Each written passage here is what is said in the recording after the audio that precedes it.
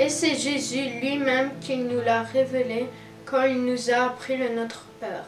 Puisqu'il nous a créés, on est tous ses enfants par nature, donc sa création.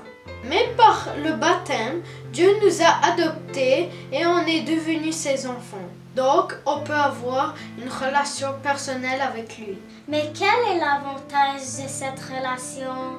L'avantage, c'est que nous avons accès à sa miséricorde. Qu'est-ce que ça veut dire miséricorde?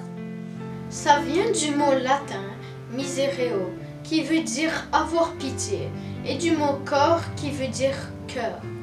Donc c'est avoir un cœur qui aime et de la compassion. C'est de souffrir à cause de la souffrance des autres. C'est avoir de la patience et pardonner sans juger.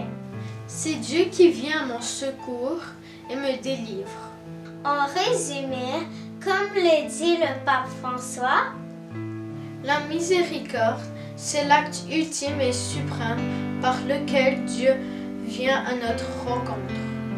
En 1932, Jésus est apparu à Saint Faustine pour lui donner un message très important.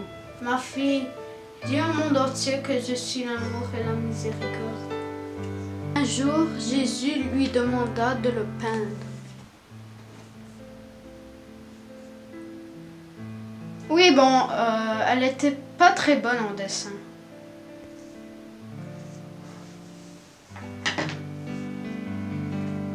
Elle demanda à Eugène Kazimierowski, un peintre polonais, de le dessiner à sa place. Et le résultat était un vrai chef-d'œuvre.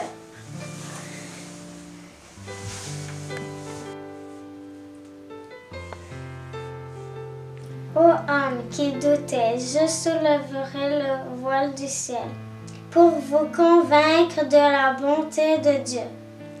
Dieu est amour et miséricorde.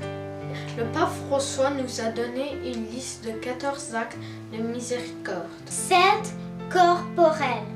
Donner à manger à ceux qui ont faim. Donner à boire à ceux qui ont soif. Donner des vêtements à ceux qui n'en ont pas.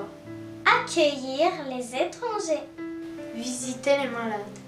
Visiter les prisonniers. Ensevelir les morts. Et 7 spirituels. Conseiller ceux qui doutent. Apprendre aux ignorants. Exhorter les pécheurs. Consoler les affligés. Pardonner les offenses. Supporter avec patience les défauts des autres. Prier pour les vivants et les morts.